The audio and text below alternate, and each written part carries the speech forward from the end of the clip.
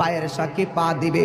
কিছু কিছু মানুষ আমলনামা নেওয়ার জন্য পাগল হয়ে যাবে, আল্লাহ এই আযাব আর সহ্য হয় না, তাড়াতাড়ি ওই তো জান্নাত দাও নাইলে জাহান্নাম দাও, তাড়াতাড়ি আমরা আমলনামা দাও।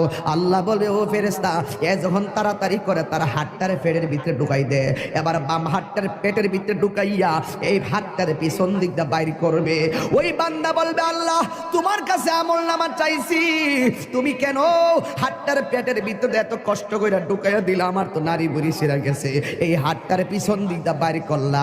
আল্লাহ বলবে, তুই না আমলনামা চাইছস, তাহলে পিছন দিক দিয়ে তাকায়া দেখ। এবার ডাক দিয়ে বলবে, আল্লাহ আমি তো তাকাইতাম পারি না, পিছনে কি দিছো আমি তো দেখি না। আল্লাহ বলবে, ও ফেরেশতারা, ও আমলনামা দেখতে চায়, গাট্টারে ভাঙ্গা দে।